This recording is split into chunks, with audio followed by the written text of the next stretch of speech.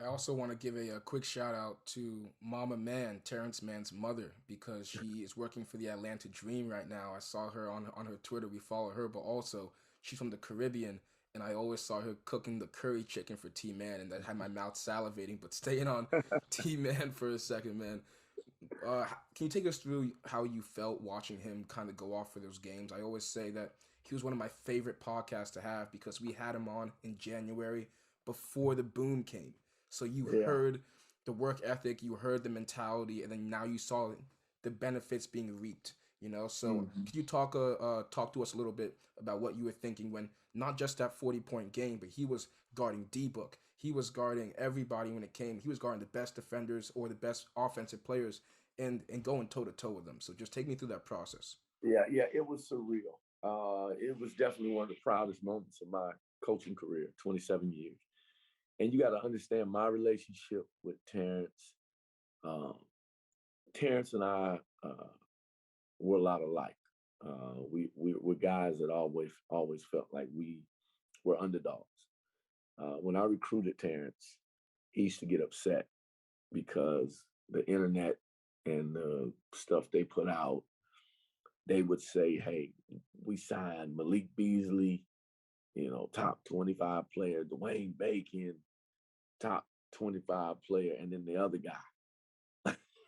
He would call me like, and they call me the other guy. I'm like, listen, don't worry about it.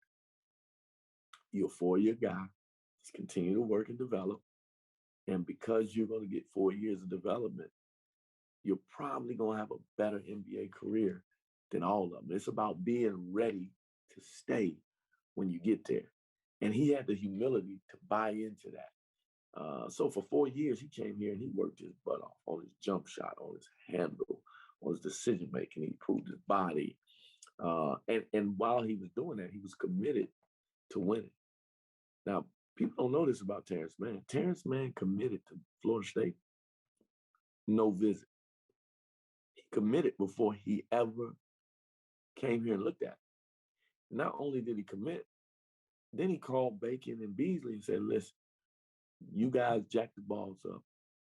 I'll play wherever y'all don't want to play. Let's just go win a championship. And he called me. He told me, he said, Coach, don't recruit this guy. Don't recruit that guy. Don't recruit this guy. You're going to get Bacon. Let's get Beasley done.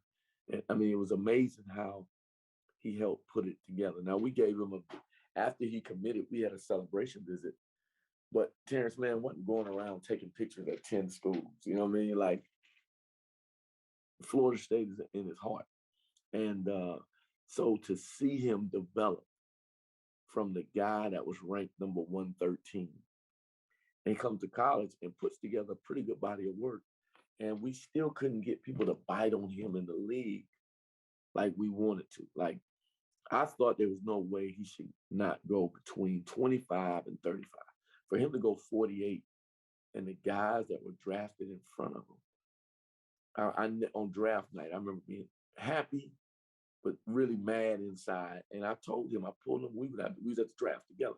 Because he told me, he said, I want me and you to go to the draft together. I don't want to be with around a bunch of people, just me and you, because he's stressed about getting drafted. And they drafted Admiral Schofield before my baby.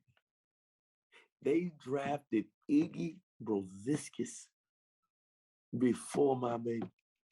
Now that thing still hurts me to my heart.